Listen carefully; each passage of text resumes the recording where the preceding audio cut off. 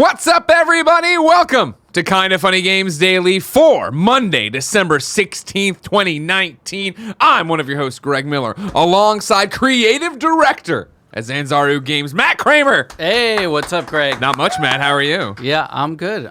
Thanks for having me here. Thanks for wanting to come here, Matt. Yeah. We've been friends for years. Yes. We yes. fell in love together, when you were doing Sly back in the day? Yep. Way Some back. old Sly Cooper Thieves in Time back at when you were at IGN. Yeah, long time ago. Yep. And then, you did Thieves in Time in there. You left it on a cliffhanger. You We walked did. away, never to touch it again, and now you make VR games.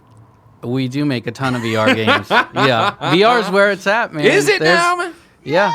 We See? Woo, woo. PlayStation VR Show, youtube.com/kindafunnygames next week. Next week it's happening. Yeah, no, Season we 2. love VR, Yeah. and just as a medium, being able to push games in a space that's never been done before. Yeah. And working with Jason Rubin's group and Oculus Yeah. has been fantastic.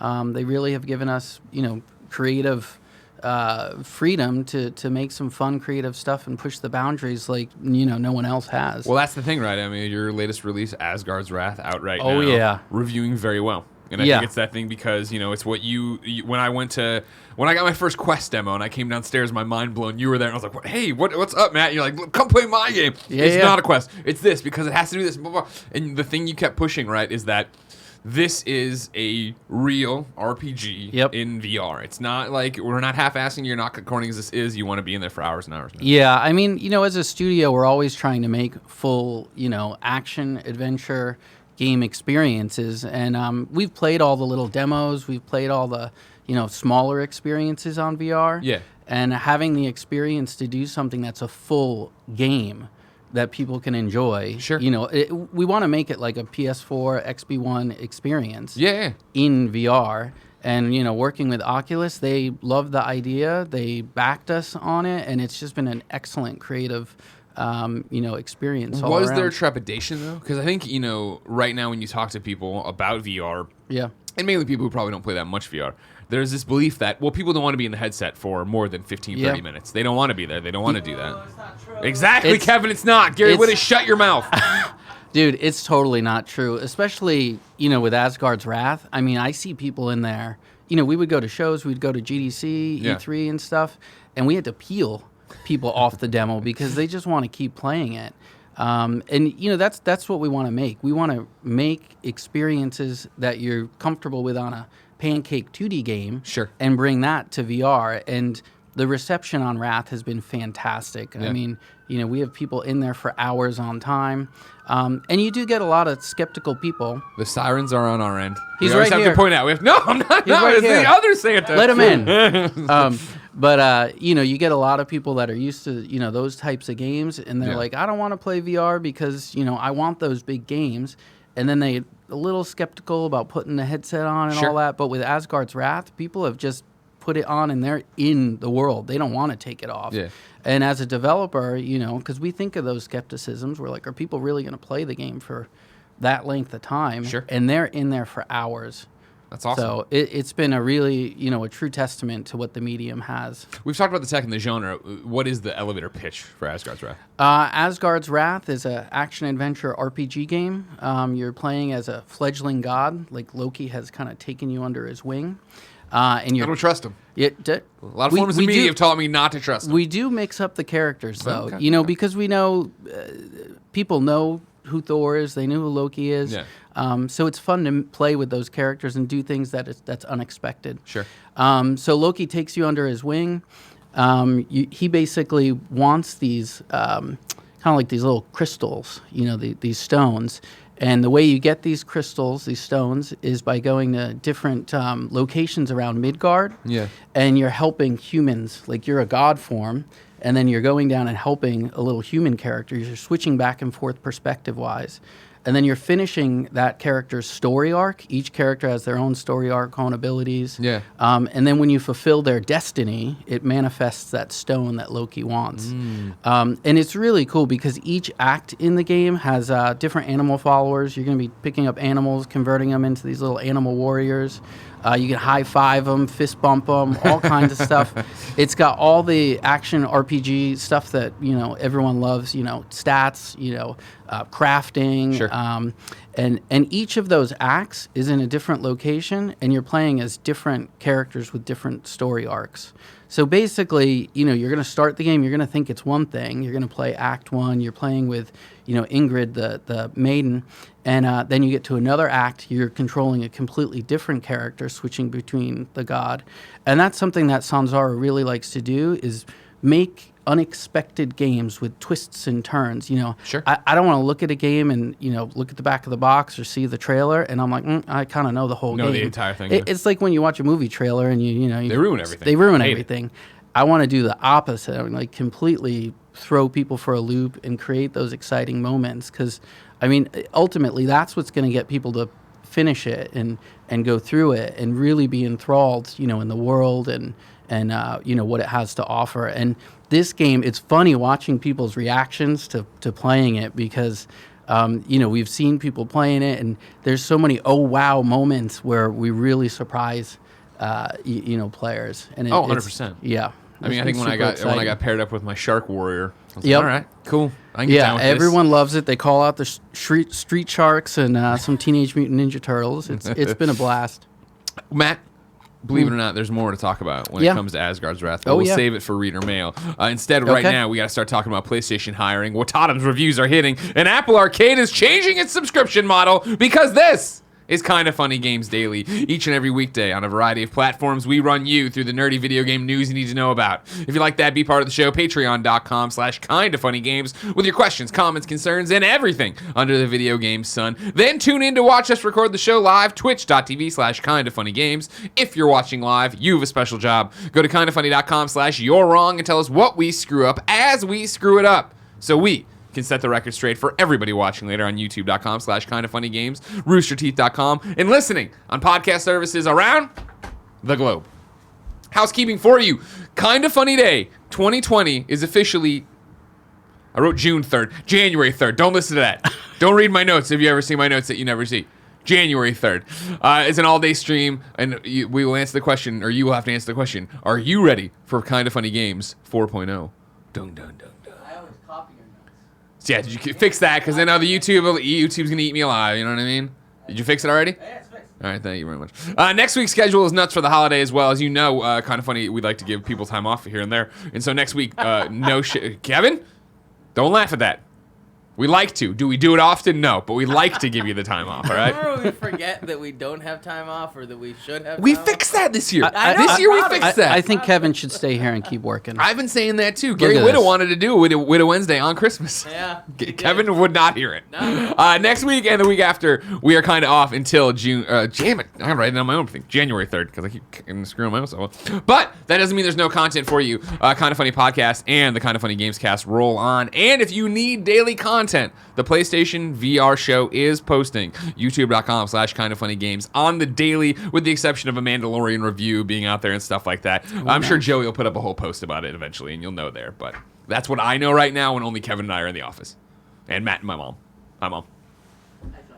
Thank you to our Patreon producers, Blackjack and Mohammed. Today we're brought to you by THIRDLOVE, UPSTART, and LOGITECH, but I'll tell you about that later. For now, let's begin the show with what is and forever will be the Roper Report. Time for some news. 3 items on the Roper Report. Baker's dozen. And it is clearly almost Christmas time because nothing is happening in video games. However, number 1, Kevin, Yep. don't send in your resume yet. PlayStation is looking for a head of strategy for Worldwide Studios, all right? Whoa. We're going to run through and see if you hit the criteria before you send anything in, all right, Kev?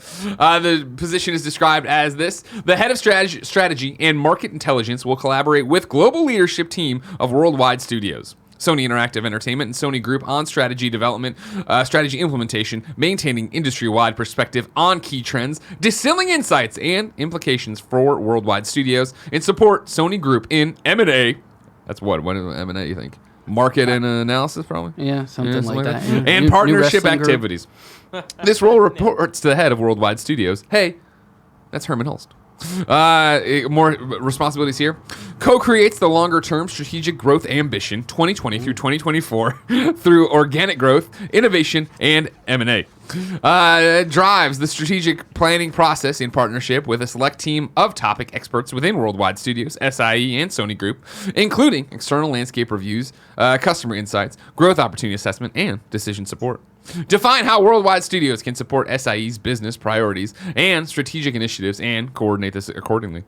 Identifies, assesses, and prioritizes strategic growth opportunities, capitalizing upon market conditions, industry trends, competitor moves, consumer trends, and new technology developments. Kevin, are you prepared for the role of your lifetime? I wasn't listening. What happened? Okay, you're not going to do it then. Matt? Yes. What do you read into this for Sony Worldwide Studios?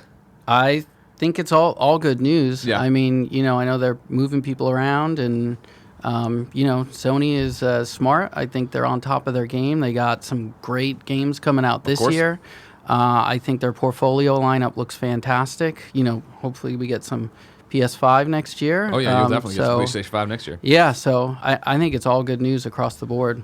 For you, somebody who knows Sony so well, right? Because you did, of course, the Sly Collection and then Sly Thieves in Time. Yep. When you look at what their strategy is, how they've announced the PlayStation 5 stuff so far through these Wired articles, do you look at it and think they're making the right choices? Is that even like something you think about when you look at it, or is that just how it is? I think from a developer standpoint, for us, I want to know what the hardware is. I want to know what it can do. I want to know what the controller looks like. What's the ins and outs of it? But I mean, they're really supportive of their hardware. So I'm really looking forward to seeing everything they have to roll out moving forward. Sure. Yeah. Do you think, because I think, granted all I do is talking to microphones and I have no business sense whatsoever. Yeah. Did you guys think when you were working on the Sly stuff so closely with PlayStation that you were on a track to become a first party one day? Because I thought from the outside we'd always have the conversation. Who's the next studio that'll get snatched up, right? Yeah, yeah. And we always Insomniac will never let it happen. Yeah. Egg was on our face on that one. But you guys would come up in the conversation, right? Because it did seem that you were there for Sly. Because I remember, too, correct me if I'm wrong, if people don't know, the way you got the Sly collection was, eventually Thieves in Time, is that you guys just made your own Sly demo, right? Where you're like, we really want to do this. Yeah, we did. We originally did our own Sly demo. We did a Sly Thieves in Time pitch for the game. What would the story be? And then that led in, we brought Sony over and showed them that. And wow, these guys are really into this. They really want to do it. This raccoon. And then they gave us the collection. We did collection, and then we went back and started Thieves in Time. Yeah. So yeah, we have an excellent relationship with them. We also did God of War collection for Vita. Oh yeah. Which we worked with Bluepoint, I think was the developer on that. So we love working with them. Sure. And I'd love to do more Sly. Yeah. Of course you would. Yeah. We'll see. Yeah.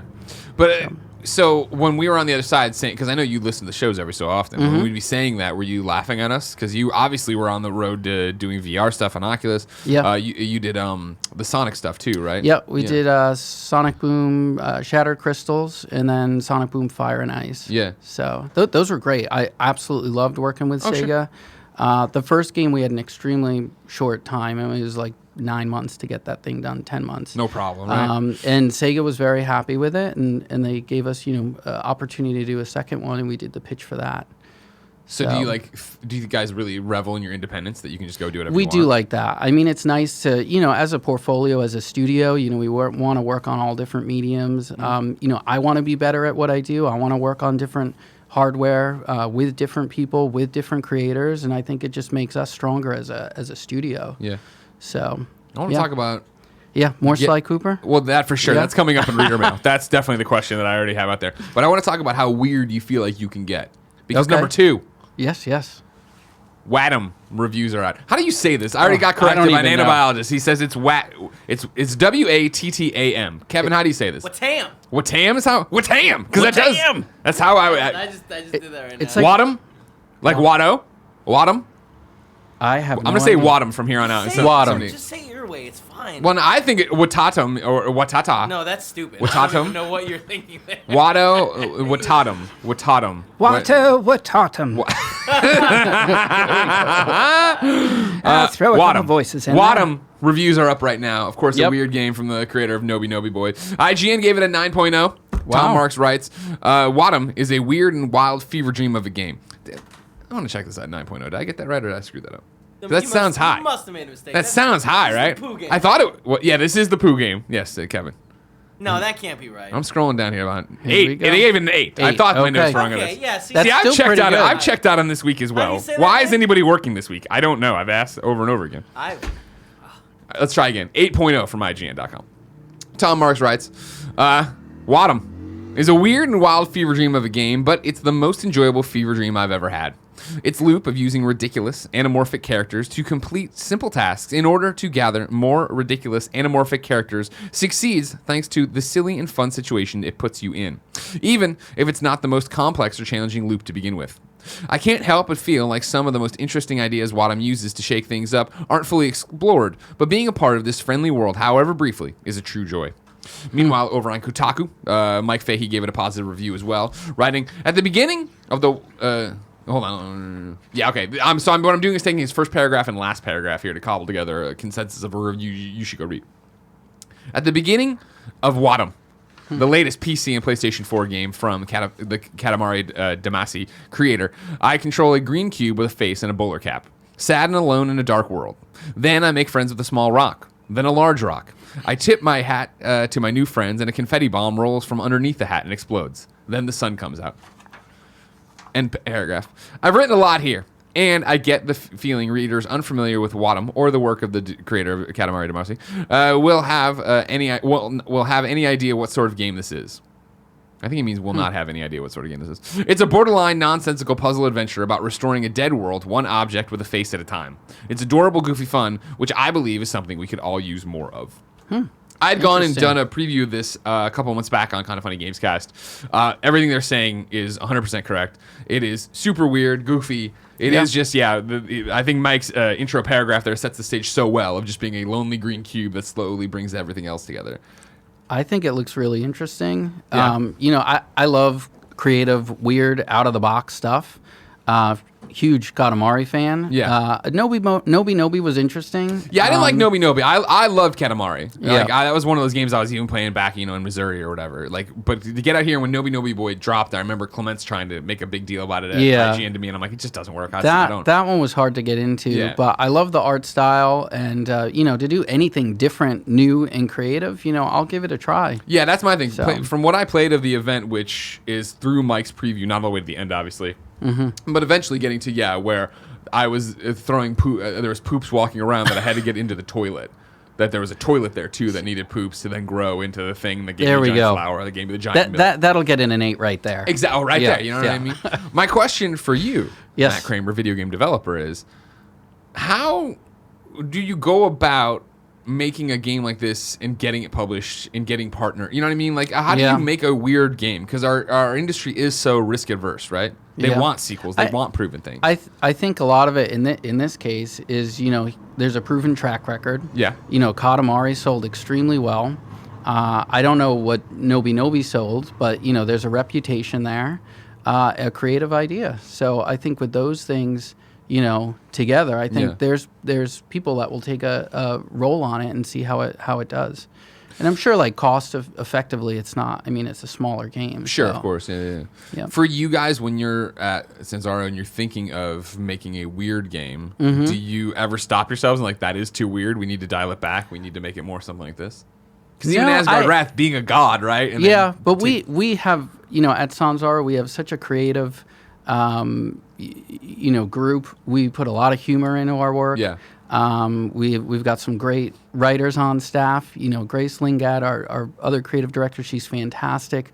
Lots of jokes and funny things like that. And I remember we have a term now, on Sly Cooper, if you remember, there's one mission where you were Bentley had a remote control car with a chicken.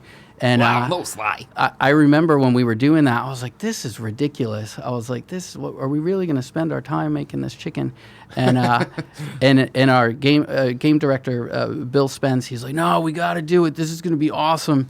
And it turned out great. And I was really happy with it. Yeah. So, we always call those kind of wacky, weird ideas, chicken car ideas. And sometimes they work out and sometimes they don't. But, to work in an environment where it's open like that, to have that creative wackiness, I think is good. In Asgard's Wrath, the high fives, the fist bumps and stuff, and a lot of the concepts in that game, people were like, what is this? It's hard to see, what the vision is going to be.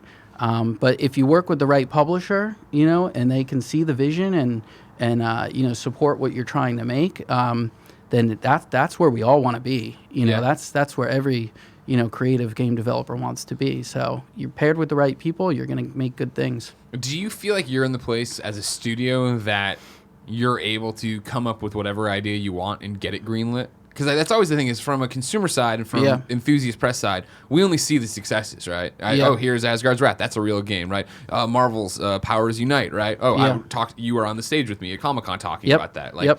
So as I pay attention to your studio, I see you guys working in publishing or making games and getting them out, right? But I have to imagine there's things that don't ever get out, right? There's definitely, I could tell you about a couple of those. Like, there's definitely games that we work on that don't come out. But the normal flow of it is, the publisher, has some idea, hey, we need an action adventure game, or we need this type of game. Yeah. We'll do the pitch, like PowerPoint pitch on that, and we'll sit with that group and go through it. And then from there, it'll be a demo. And usually what we like to do is make a full playable demo. Okay. Like, I want the public, because they're paying the developer to, hey, make this game for us. Sure. We're paid for a service. So I want to make sure that they, and the studio as a whole understands. Well, you're doing the thing where your eye contact's with me, but the mic's over there. We want to make something that is tangible. We want them to see it. Well, that's got to be such a way to sell it, right? Is like, I can't imagine. I think, you talk to even you guys with Sly, or I know another, and I'm not sure if this is a public story, so I'll just say, another VR game I know that's happening where it was like, no, you can't just talk about it. You have to show them. You have to give them something. You have to. And it works two ways, because like, as we're making that demo, that vertical slice, we're doing all of the pieces that are going to build the whole game. Like, I'm looking at like like all the contextual moves, all the, different mechanics, what are the different systems we're going to need, like, and try to bunch those into that demo. Yeah. Because it'll help us, moving forward in development. We have a lot of that stuff proven out, and built when we're starting production. And it works on the publishing side, because the publisher can look at it and they could show it to people around the office, be like, hey, cool, look at this cool game, Sanzaru is working on. And it works both ways. It works for the development side and it works for the publishing side. And it's also good to work out all the little kinks at that point. Like, I don't like the way he looks, the character looks, or the way they move, or, a new piece of hardware came up, and, can you integrate that into the demo or whatnot? So that's awesome. Yeah, and that's usually the normal flow we go through. There are projects we've worked on that haven't, come to fruition. Sure. But for the most part, we've been really lucky. We just have a great, talented staff and, great group to bring things together. Okay. Number 3, and finally on the Roper Report, Apple Arcade's introducing a $50 annual subscription. This is Steve Watts at GameSpot. Apple's mobile game subscription service, Apple Arcade, now offers an annual plan, which can save you some money if you already know you want the service for a full year. The new plan costs $50 per year, which saves you about $10 off purchasing every month individually. This is similar to the model Apple uses for its music and TV Plus services, giving a slight discount for committing to a full year. If you're already a subscriber, you can change your subscription to an annual one. You can find that option by tapping on your profile and then going to Subscriptions, Apple Arcade. Apple Arcade is an all-you-can-eat subscription service that offers access to roughly 100 games, some of them timed exclusives on Apple service. Plus, Apple promises that the games curated for Apple or Arcade have no in-app purchases. Great move. I think it's excellent. I'm going to definitely do it. I've been enjoying Apple Arcade. I still get in there and download the new stuff and screw around with the stuff that I still have. NeoCab, I saw it in the GDC Nindies event, and I needed to play it forever, and now I have it, and it's on the iPad. I just haven't cranked into it. Yeah, I don't, I'm right on the cusp to do it. I had a friend of mine staying with me. Yeah. And he had Apple Arcade. He was showing me Grindstone Grindstone's so good. Who's it? Cappy. Cappy. Yeah. I love that. I was a huge Critter Crunch fan. Sure. Yeah, right. And, this is definitely that game. And I love their art style, animation, and all that. But, it's a great deal. $5, man, $5. Yeah. And this is even better, because to be honest, I hate the subscriptions where you have to pay every month. I just want to get it done. Sure. Pay for it for a year and you don't see it again. Well, that's the thing is, like, I feel like it's such a no-brainer. I mean, based on that launch lineup and based on the fact they have added since then, and they have added games that are good since then, and I thought that it was nice to see it move in conjunction with the Game Awards, where at the Game Awards they announced that game, and then I was in the audience at the Game Awards, right? And I think it was 3 or 4 minutes later, I had the notification from Apple of like, this game's been added. Oh, like, wow. That's cool when that works. Yeah. They do struggle with discoverability, and they do struggle still with telling you. Like, it'll be that thing where they were pushing them, and I remember in the middle of the night on a Sunday night at one point, and like Monday you'd wake up and get the notification. It's like, whatever. Right. But like, I know that they're there. I know that they're quality. I know that there's no in-app purchases, which is cool. And again, it is Netflix. It is Game Pass. It is. They want me to be on that subscription or get my money now up front because, cool, they want me to forget about it and they just auto-renew, and even if I don't use it. But it is that thing that I forget until somebody comes in and is like, oh, you need to play that. Fran was just talking on the Gamescast about Mosaic, right? Oh, cool. During the conversation, I went in, downloaded it, haven't started it, don't know when I will, but it's there, and I know it's approved, so good. Yeah. I also think it's good for, families, people with kids, because then they could play games, and you don't have to worry about them hitting the 99-cent, I just spent $500 on whatever. So, I mean, it's all paid for. So you're a dad, right? Is that something that's happened to you? Have you seen this? Your kids bought $400 of Fortnite skins? No, they haven't. My kids, I try to, we're a huge Nintendo family. Sure. So, a lot of Pokemon, a lot of Switch. My daughter will play, some PS4 once in a while. Yeah. But yeah, we're a huge gaming house. Was that... We had this conversation recently on one of the shows, right, of like how to get your kids into what you like, right? And you can't force it. You can't, push it on them. If you do, they'll rebel. And how did you introduce video games to them in a way that stuck? In our house, it's kind of hard. I mean, my house is like geek central. Right. There's like... You have like 300 pinball tables, right? Yeah, there's pinball machines, arcade machines, And, we're always playing games. We're big into Star Wars. We're big into anime and stuff like that. So, I mean, they're around that stuff. Yeah. They know all the Pokemon. So it's kind of hard for them not to be in that. Plus, as we were growing up, my oldest now is 9. So she was in the studio when we were doing Sly, and she has seen us do all the Sonic games, and she's huge into VR. Like she'll put on the Oculus Quest, and that's like her treat for Friday. It's like, hey, if you do really good this week, I'll let you use the Quest on Friday. Nice. So it's been fun with kids. That's really, been a blast. Really cool. Yeah. All right. Well, Matt. Yeah, what's up? I'm excited to see what your kids do in the future. But that future's so far away. If I wanted something more immediate, say what came to the mom and grop shops, where would I go? To purchase? No, I didn't prep you. You got to read this part here. I'm way off my game today. You got to read this part right. Oh, this bold and underlined. Oh, you would go to the official list of upcoming software across each and every platform as listed by the Kind of Funny Games Daily show hosts each and every week. Yeah. Out today. Sorry, I got better about it, but again, why does anybody work in December? What is the point? Why are we here this week? What is the point, Kevin? Mentally, I'm not here. Nobody's here right now, you know what I mean? Give me a whippet and let's just fucking forget about it till 2020. No, sorry. Out today. Travel Mosaics, a Paris tour on Switch. Treasure Rangers on PS4. Ground War on PC. Sapper on PC. Mahjong Gold on PC. Oh, boy. Bomber Fox on PC. And then one that I definitely need to see the trailer for, Kevin. Slippery Sausage on PC and Mac. Let me see what Slippery Sausage looks like. I'm on it. Monday's always got a bunch of good PC games for you to come out. You know what I mean? While Kevin's looking up that, new dates for you. Farming Simulator 19 is adding mods to PlayStation 4 tomorrow, December 17th. God. Scaleboy's launching January 30th, 2020 on Nintendo Switch. All right, throw it up here. No, rewind it though. I need that great graphic they just showed me.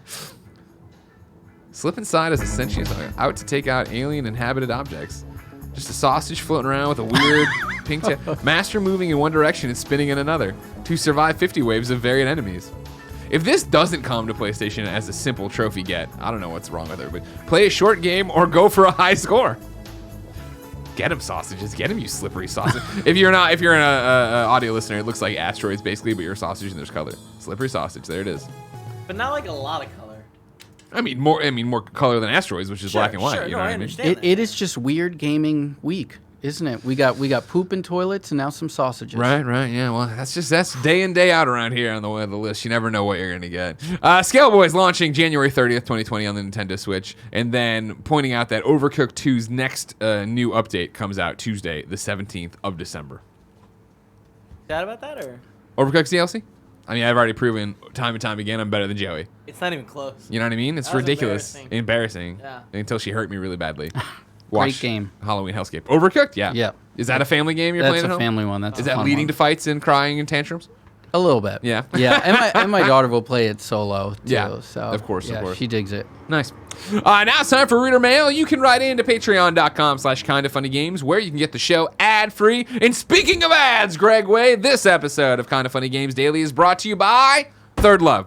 THIRDLOVE does bras differently. They believe that every woman deserves to feel comfortable and confident every day. With the right kind of support, they help her do this.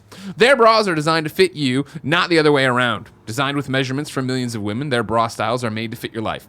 They have over 80 bra sizes, but now you know that the only one that matters is yours. They make bras we believe in. Every bra is backed by their perfect fit promise, 60 days to wash it and wear it, and if you don't love it, return it, and returns are always free. Every bra is made for comfort with memory foam cups, no slip straps, and smooth, scratch-free band with printed label. They believe in giving back. They donate all their gently used bras to women in need. All the kind of honeys who are wearing their THIRDLOVE bras love their THIRDLOVE bras and tell us about it all the time. THIRDLOVE helps you identify your breast size and shape and find styles that fit your body. They also have the perfect fit promise. Every customer has 60 days to wear it, wash it, put it to the test, and if you don't love it, like I said, return it, and they'll wash it and donate it to a woman in need. Returns and exchanges are free and easy, plus the Fit Stylist will help you via chat or email. So far, THIRDLOVE has donated more than $15 million in bras. THIRDLOVE knows there's a perfect fit for everyone, so right now they're offering my listeners 15% off your first order. Go to thirdlove.com/games now to find your perfect fitting bra and get 15% off your first purchase. That's thirdlove.com/games for 15% off today. Up next is Upstart. As most of us found out the hard way, getting into debt is easy. Getting out is hard, especially if your credit score isn't great. Thankfully, now there's Upstart.com, the revolutionary lending platform that knows you're more than just your credit score and offers smarter interest rates to help you pay off high-interest credit card debt.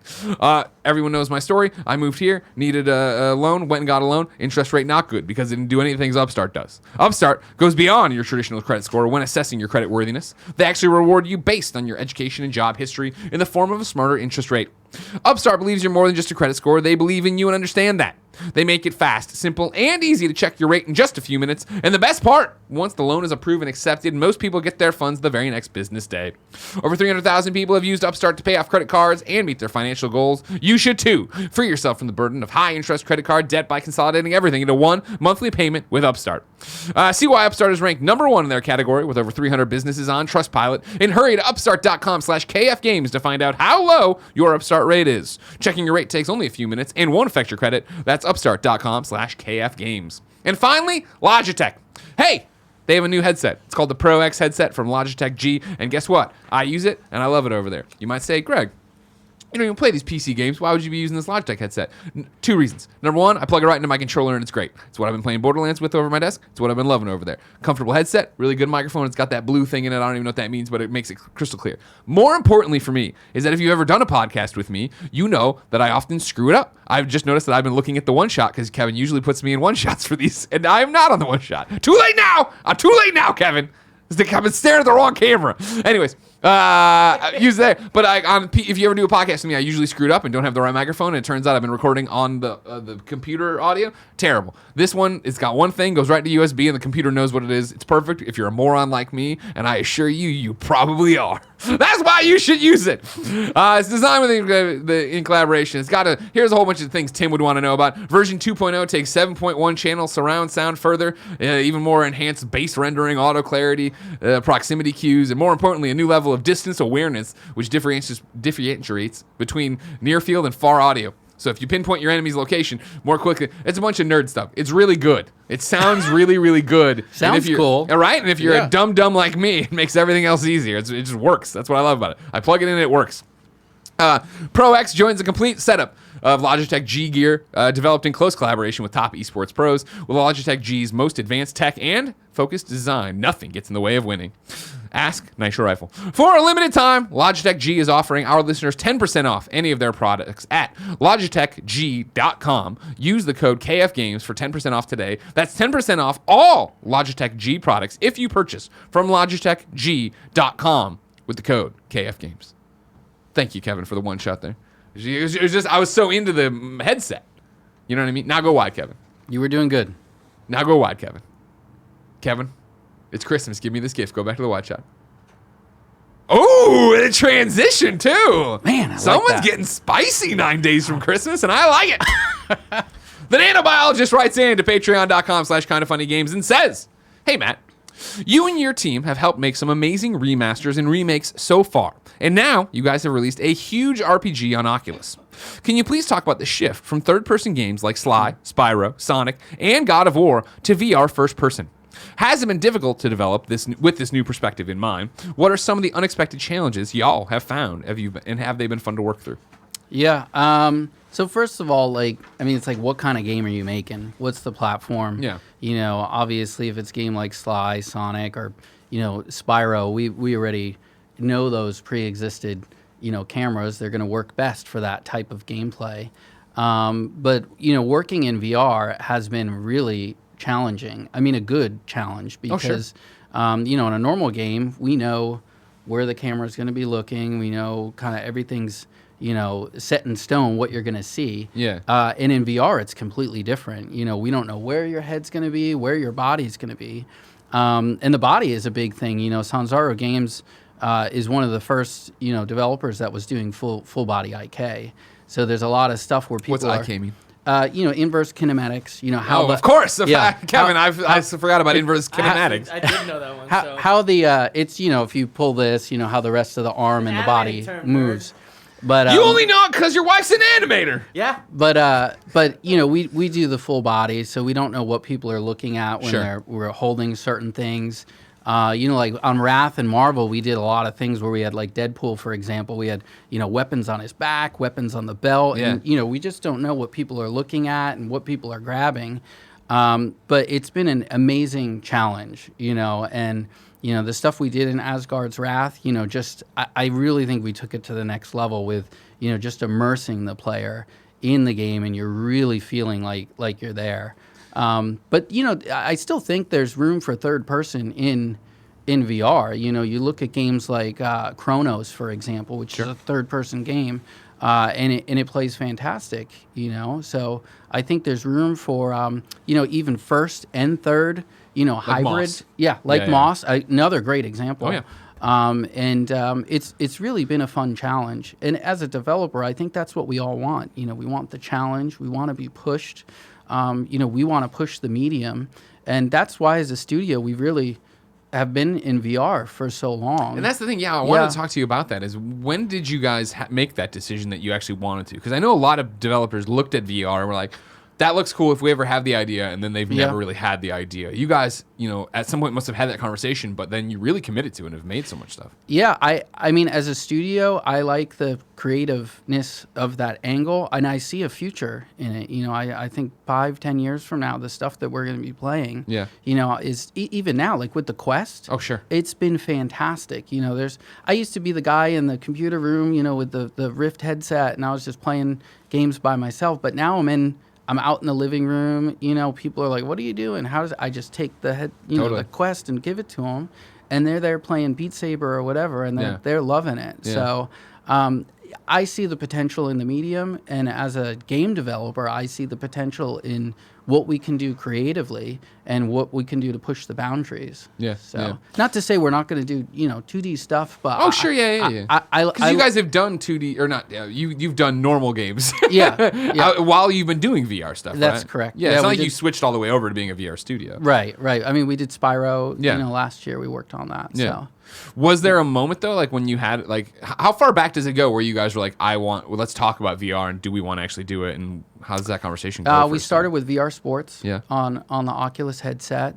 And it is just really eye-opening with you know what it was? The breaking point was the controllers. Yeah. Was the Quest or the Oculus. Rift, the Oculus controllers, and being able to see your hands in front of you and being able to like reach out and grab things and just seeing the potential of where that could go. Yeah. And just seeing, different applications of it being used. I mean, and there wasn't that much out at that time to utilize that. So as a developer, when I see things like that, I want to build for them. I want to make it better. I want to push the boundaries.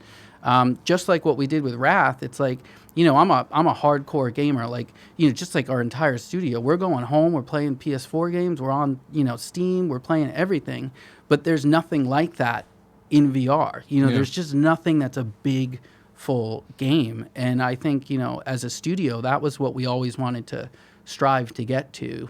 And so with Wrath, it's awesome to see the feedback and people playing a game of that size. And you get people, like Corey Barlog, he's like tweeting out like, our game and stuff. Well, and sure. like, He's like, oh man, somebody actually did something good with Norse mythology. Yeah, you know what I mean? No, theirs is good He too. sucks. He sucks. We hate him. He's horrible. But when you see the medium reaching that far, and people like Shu and stuff. Oh, yeah. And they're all like, oh, this is great, and this is it's nice to see that, because if you see the reception from the outside, you're like, wow, they think like us. Yeah. There is a need for these kind of games. Well, that's been I think, I don't want to say the good thing about it, but one of the interesting things about VR is that I feel when it was really getting going and Oculus was happening and 5 was happening and PlayStation VR was happening, there were these conversations and money running to it, thinking it was going to be the next big thing, but thinking it was going to be the next big thing overnight. And I thought PlayStation had their head on straight, and clearly Oculus does in the same way. Yeah. Of like, no, not really. And so as people have run away from it and gone like, oh man, it's not there, blah, blah, blah, blah, it's left not only a community that I was talking about, of how great the Quest community is, and how great the PlayStation VR community is, and how supportive they are. It's how supportive the developers are and publishers are of each other. Yeah. In the way that I think you don't hear, like if I'm trying to think of a good example, and it's not apples to apples, but like, you don't hear people ask when Microsoft announces an exclusive game if it's ever going to come to PlayStation. Mm-hmm. But like when Valve comes out and they're like, Half-Life Alyx is this, right? And then there's this conversation of, well, will it ever come to PlayStation VR? And it's not an outright no. It is very much of like, everybody gets that if you're a VR person, you're in this together right now. Yeah. And so the success of any game, any platform is a success for everyone. It really is. Yeah. And the community is so tight. We're really, I'm looking at their games, we're looking at Lone Echo and everything that Ready at Dawn's doing. Dude, you want to talk about another studio that is always like, is PlayStation going to buy them? But is now just off doing amazing VR stuff. Ready at Dawn. Every one of those. Every time I play those Echo games. Yeah, and another really good one is Wilson's Heart. Twisted Pixel guys. Oh right. They are killing it on VR, and we just have a great tight community. We're always talking. We're always sharing, and that goes cross-platform. We talk to a lot of guys that do PSVR exclusives and stuff. But it's nice to be at a point in our industry where it's that close, and we're sharing technology. We're playing everyone's games, seeing what they did, how they did it, and it's nice to be on the cusp of that. Yeah, it's a cool revitalization of what you read about of what it seems like the early days of games were. Yeah, right? Yeah, Before totally. it was this big business, people all over the world, everybody siloed trying to do their own thing. Totally. Yeah. And we were both at the VGAs last week, and it's like that award isn't like the showcase award yet, but I'm telling you, like the next 5-10 years, Totally. like that's going to be, up on the stage, and you're going to have so many people playing. I think what people want out of VR, I think your game is a great example of we're there. Yeah. But it's also the fact that like when the Quest is magic. It when really you put is. on the Quest and it just works and it's in your and it's like wow. And the fact that 5 years from now that will be the experience I assume across all VR of PlayStation VR I hope of so. whatever Oculus is doing and having it be the high end, however it's all communicating, working, and streaming technology. Like Yeah. when that is the experience, I really do feel like that is when we're going to be the dominoes have tumbled and everybody's in on it. Yeah, it's not only that, but alongside that, we need software. Sure. Oh, of course. You can't. Nobody buys the headset just to have the headset. Yeah, which is great. Seeing a lot of these exclusive games to push all that hardware and just the ease of putting it on, like you're saying, it's like the Quest. Like someone can buy that and like you're set up in like 10 minutes. Yep. You're playing something. Yeah. There's no wires. There's no anything.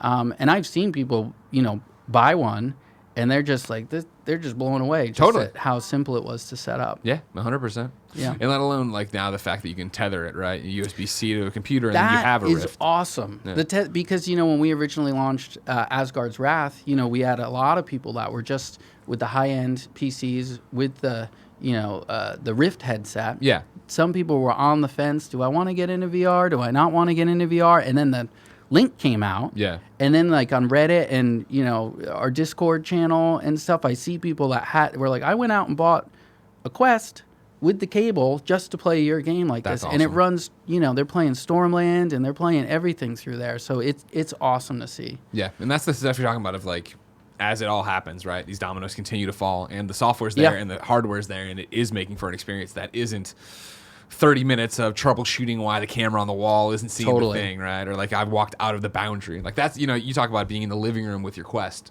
It's the same way for me, and I love that ability of to be able to play, and then if Jen calls for me, just to lean my head through the boundary I've created and see her in black and white and have that real, I'm not gone. You know what I mean? Like when I play PlayStation VR, it's headset, this thing. You're and in there. I've taken over the entire living room, get out so I don't punch you in the face, and I have no idea what you're saying to me, and I can't have I do that all the time. When I was first doing that at my house, I'd have my beer on the table, I'm sitting there playing Beat Saber or something, and then I'll walk out, grab the beer with the headset on. She's like, what do you do? How do you... Okay. Yeah. It's just awesome. It's awesome. Yeah. It's a great time to be alive and making VR games, playing VR games right now. Yeah, totally.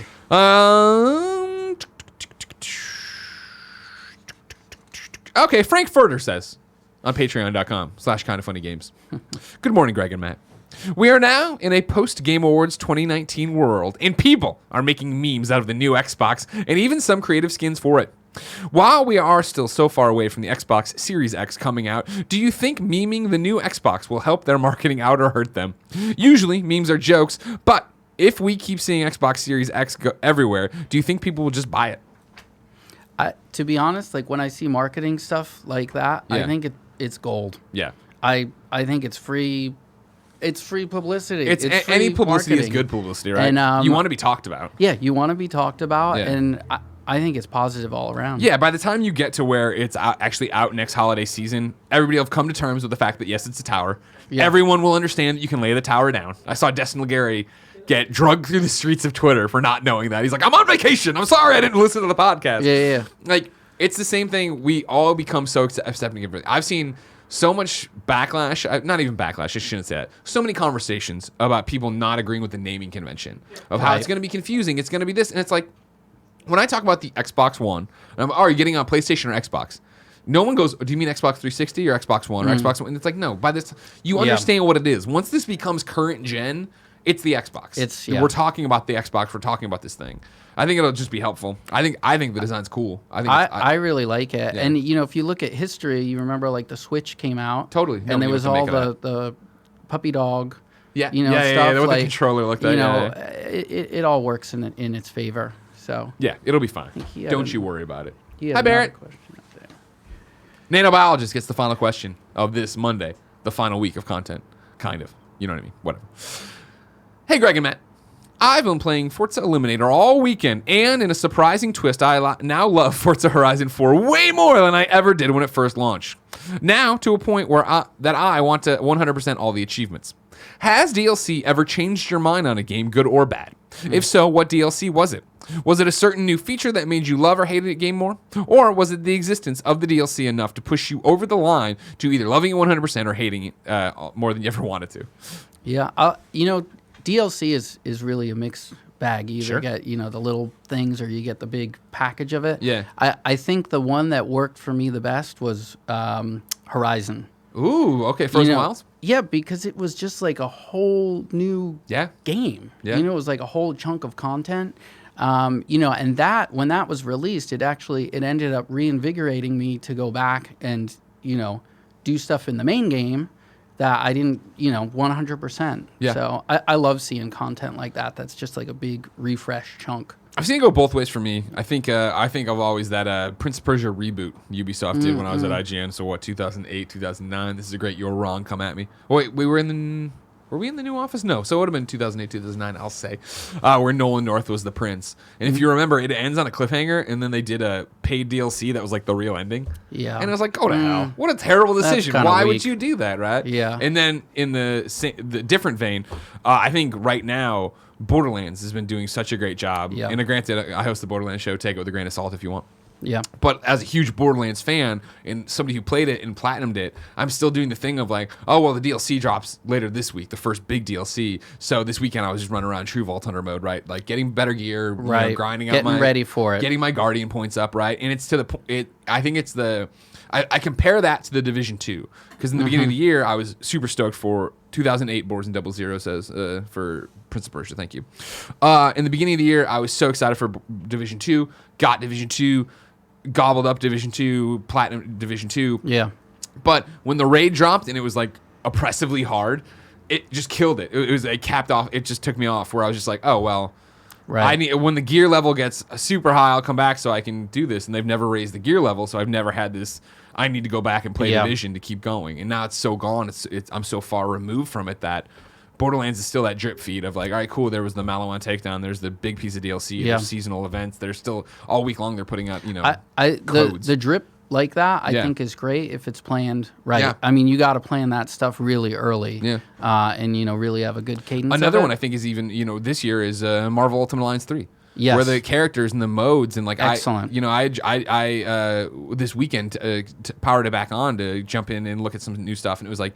I thought I was up on it to jump back in and be like, oh man, I totally missed what this changed and how this moved and these like new challenge rooms. Like, there's so much content. There was Gambit. I saw. Oh, from Game Awards, it's the X-Men pack that's coming out. It's Iceman, it's Phoenix, it's Gambit. And then what's I'm forgetting somebody.